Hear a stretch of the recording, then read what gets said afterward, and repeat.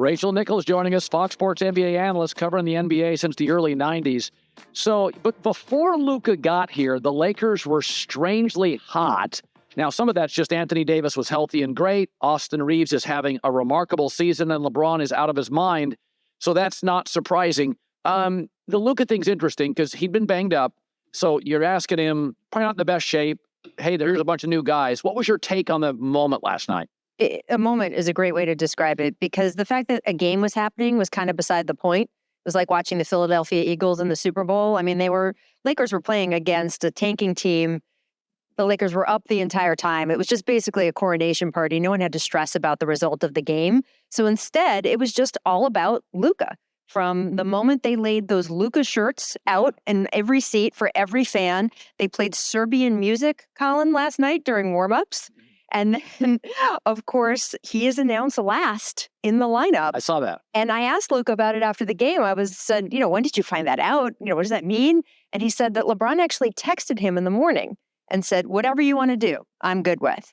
And I thought that was interesting because LeBron never said that to Anthony Davis. So that's one sort of side factor there. And the other side is that Luka said, I want to be last, which is kind of audacious and interesting too. Now, Luka did tell me that starting in the Knicks game, LeBron gets his honor back as far as Luka is concerned. Yeah. But I thought that was interesting all the way around and kind of tells you a little bit about the future of the franchise. So players really deeply care about that stuff. Oh, yes. Of course they do. All the stuff they shouldn't care about, they care about. Wow. It's when I look at Luka, the conditioning, the defense, he's been banged up. Obviously, giving up Anthony Davis, Christie, and a 1 first-round pick is not nearly enough. Yeah. Did that catch? I mean, it caught everybody, including Dallas insiders, off guard, didn't it? Oh, shocking is the only word. I went and looked the day after for Dallas reports on it may happen. There were none. Zero. No one knew. Everyone was shocked. Danny Ainge participated in the trade from Utah, facilitating the trade, and he didn't know during the trade as it was happening. No one knew. And I will tell you, I think all of the sort of damage control that Dallas has tried to do since, with the public statements about Luka's conditioning and work ethic, with the private leaks that they've had sort of to the same effect, I don't think it has helped them at all. I don't think there is ever a justification for trading Luka Doncic, 25-year-old generational talent, a guy who has been a prodigy since age 11. If you're going to do it, you have to just own that you're going to do it.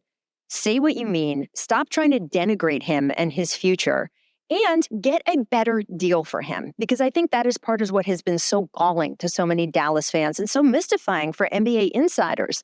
Doing a one-team trade where you didn't even talk to anyone else, and where you didn't even get all of their assets is so crazy, especially when the guy that you were so hell-bent on trading for, Anthony Davis, has an injury history. It wasn't a shock when he got hurt the other night. It obviously was bad luck, but it wasn't a shock. Colin, if you look back at the percentage of games that Luka Doncic and Anthony Davis have played for their respective teams, the Lakers in the time AD has been there, and the Mavericks in the time Luka has been there, Luka has played about 70% of the regular season games he was able to play, even being, quote, out of condition. Right. Anthony Davis, 55% during his Lakers tenure. That's a huge swap you're making if you're the Dallas Mavericks. And Anthony Davis is older by several 31. years. Yeah.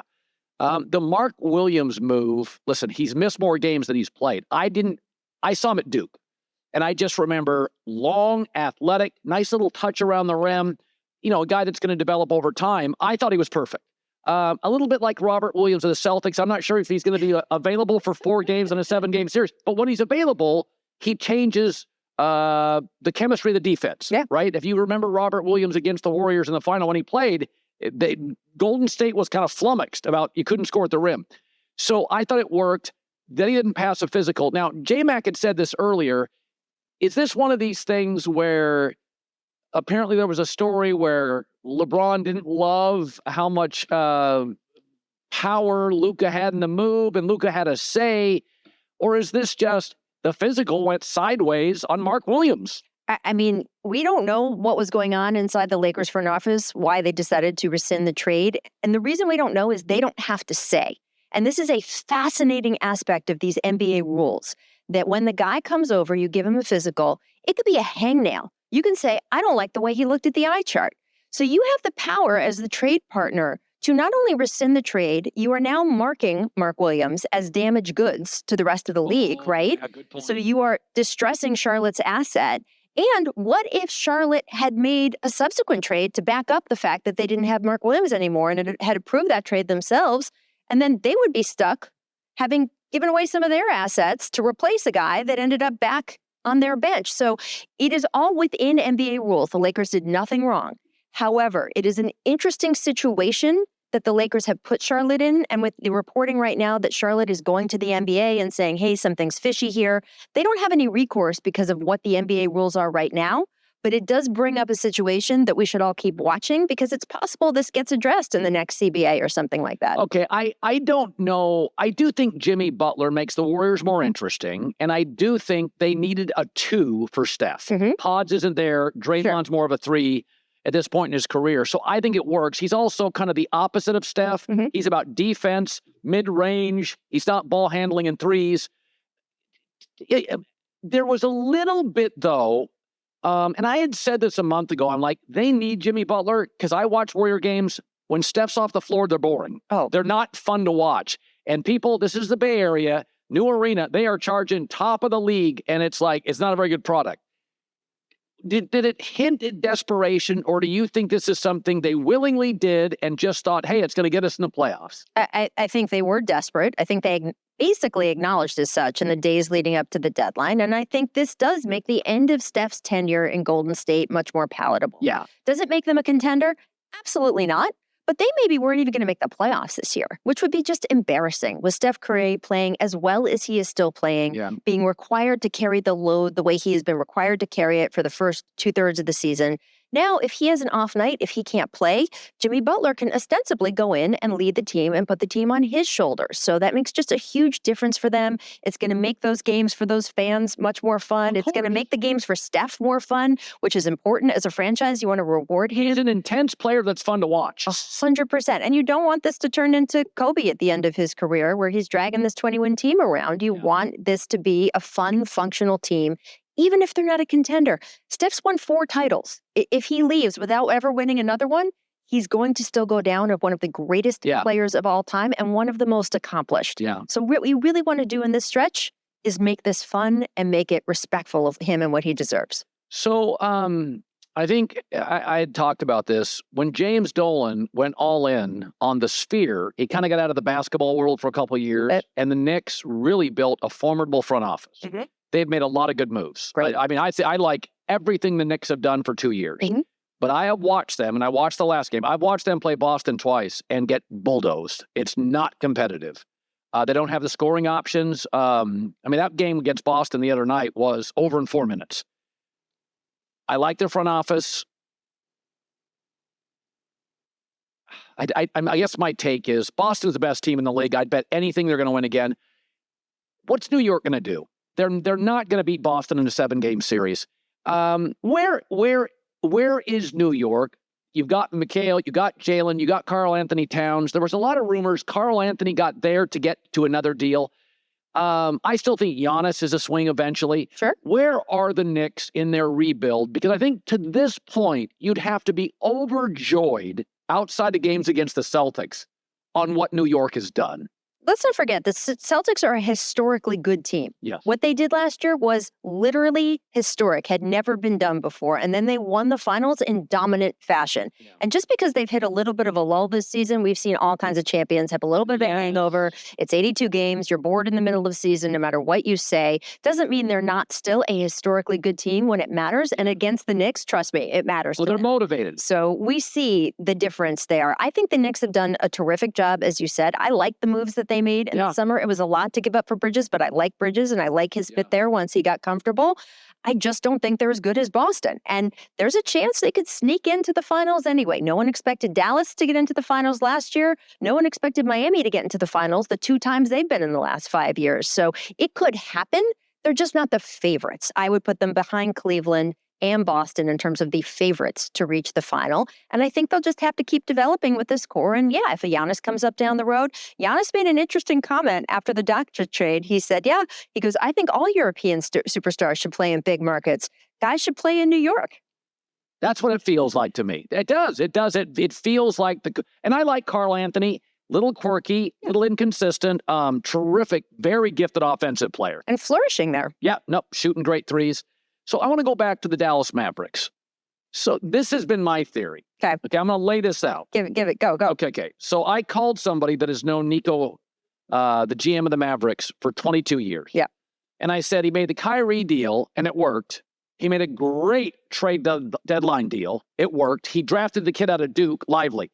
I'm like, and he rose very quickly in Nike, the shoe giant in North America, my 20, 30 years. Yeah. Has a lot of success. He can't just get dumb. No. They've got new owners, and my belief was, especially when they only got one draft pick, is that he found a trade partner. He knew Luka. The Lakers know they can re-sign Luka. I mean, you're not going to send him to New Orleans. So it was a limited trade. They should have had more than one team. But my take is to only get Christie, AD, and a draft pick. At some point, you were just told, get it done. Now, I am, according to Dallas insiders, it is just a lone wolf. It's hard for me to believe the new owners staring down the barrel at the new max contract, the $75 million a year, double Mahomes almost, didn't have some influence in this deal. I mean, look, it's possible, but a number of people would have to be publicly lying. So maybe they all are, but Nico has described the series of events as he went to ownership. Ownership has described the series of events as Nico came to them. There's been insiders quoted among connected reporters saying it went in that direction. So anything's possible, of course, but I do think it originated with Nico. I don't think Nico's dumb at all. I have a tremendous amount of respect for him, and I've known him for decades. Yeah, his career, even his moves just in Dallas, have been pretty damn cagey. But I do think that as an organization, just like with any organization in any field, you can get a little inside yourselves, right? The sort of something becomes a problem. Then it becomes the only problem that everyone talks about. Then finding solutions becomes the key. And then it's like, well, who has an outside of the box solution? And then if you have that outside of the box solution and you know you're about to do something that will wreck the fan base, you do tend to go to the trade partner you're most comfortable with. He's known Rob Pelinka for decades himself. They had a very long and close relationship through Kobe Bryant. So it might urge you, even if you are in no stretch of the imagination, a dumb guy, to go toward that sort of, I can trust this guy. I know that Rob's one of the few guys in the NBA who won't leak this. All sorts of parameters that made it the best decision for Nico in that moment to only go to Rob and the Lakers. But it was not the best decision for the franchise overall, and it's just possible circumstance obscured that for him. I know that the Lakers were saying, hey, we got to hold back one of those first-round picks because we don't know for sure that Luka will sign, and you're saying maybe that would have dampened the trade market. The Dallas Mavericks traded for Kyrie Irving, who was going to be a free agent just months later, and who had a terrible reputation at the time. Teams trade for people. Yeah. Toronto traded for Kawhi Leonard, knowing that he was almost definitely not going to stay. Guess what? They won a title out of it. Yeah. I guarantee you, if you had called every team about Luka Doncic, even the teams in Detroit, where he wasn't going to sign a long-term deal, I would say 90% of them would have still put together a package to trade for him anyway. And you could have gotten a better deal if you're Dallas. It's just inarguable. And the fact that they are facing this much backlash anyway tells me it's not a situation where, oh, well, at least they avoided all the fan backlash by doing it this way. They didn't. I think that they have done irreparable harm in their relationship with the fan base, and I think they are only starting to discover that. This is a Dallas fan base that thrives on loyalty, that is used to Dirk, and had a setup and an influence from Mark Cuban about the way this team was going to operate, and they feel very betrayed. Okay, so J-Mac mentioned this. I saw this last night. Dirk Nowitzki was at Crypto. Oh, yes, he was. So was that symbolic? He said that he wanted to be there for Luka, that they got legitimately close, and that he wanted to be there. He said, I'm still a Mavs for life. I'm still loyal to the Mavs. He made that point, Dirk did, but it's not nothing that he was sitting there with Luka as opposed to sitting in the arena in Dallas. It's not nothing. You know who I feel bad for? Dalton Connect. You know what? I think Dalton Connect has to be the happiest guy on the planet right now. I understand he was on the bench last night. He looked a little disoriented. I just want you to imagine you're Dalton Connect for a minute. You get drafted. You get drafted to the Lakers, which you didn't even really expect. You weren't necessarily on the board for them. You walk in, you're playing for the LA Lakers. You become a little bit of a cult hero the way sharpshooting rookies always do, right? Fans love you. You're playing with LeBron James. You got the Bronny show going on next to you. You got all the stuff going on. Then they trade for Luka Doncic. Hey, Ma, I'm going to spend the next however many years of my career in a Laker uniform, living in Los Angeles, playing with Luka Doncic and LeBron James. And all of a sudden you get a phone call, 48 hours later, by the way, you're going to Charlotte, and who knows what's going to happen to you after that? Then they rescind the trade. I understand some people might feel a certain kind of way about being traded away by their team and then called back. But if I'm Dalton Connect, I'm nothing but happy. The other thing is the Lakers now are a very young, dynamic offensive team. Austin's young, Dalton's young, Luka's young, Jackson Hayes semi-young. When I watched them last night, my take was, they're fun to watch. Yeah. The Lakers are fun to watch. A lot of good energy, need a rim protector. But I kind of felt like AD and LeBron was a little bit of a train to nowhere. I did. I felt like, LeBron's older. AD gets hurt. Austin Reeves could end up a lot of times being the number 2 guy on the floor. I'm like, that doesn't feel like anything. Like I'm watching last night and I'm like, when Dalton Connect plays, you got a catch and shoot guy, athletic guy. Like they're fun now. There wasn't a feeling prior to this trade that the Lakers were headed to the Western Conference Finals. Exactly. And now you can make that case. Now, what is going to happen when they hit a Denver and you've got Nikola Jokic in the middle and no one to defend? Yeah, but Denver can't defend. Well, I was going to say, what is going to happen when you hit Oklahoma City? But Denver has defensive problems of its own, and Oklahoma City doesn't have huge frontline, situation here either. So hurt a lot. Yeah, he's back now, but he is more frail, I would say, than some of the other, real big forces in the NBA in the West. And the Timberwolves are not what they were last season. So I think there's a lane there. I still wouldn't call them the favorite in the West, but I definitely think it's going to be interesting. I was at that game last night, Colin. And there was a substitution where they said, and now for LeBron James, Luka Doncic. And just that idea that if they wanted to, the Lakers could play either Luka or LeBron for 48 straight minutes, often both of them, is crazy. And whatever their other deficiencies are defensively, I still have some worries LeBron might run out of gas at some point. I don't think he's going to be able to play at the level he's been playing this last month for the next 6 months straight. But no matter what, the idea that you can have games where one of them is on the floor and likely more, much more of the time, both of them for the entire game, that's insane. Yeah. It's nuts. Nuts. It was fun to watch. Rachel Nichols, as always, great seeing you. Thank you. Hi, everybody. It's me, Uncle Colin. Subscribe here to get the latest from the herd, including exclusive behind-the-scenes videos and more, wherever you may be, however you may be watching. Thanks again for making us part of your day.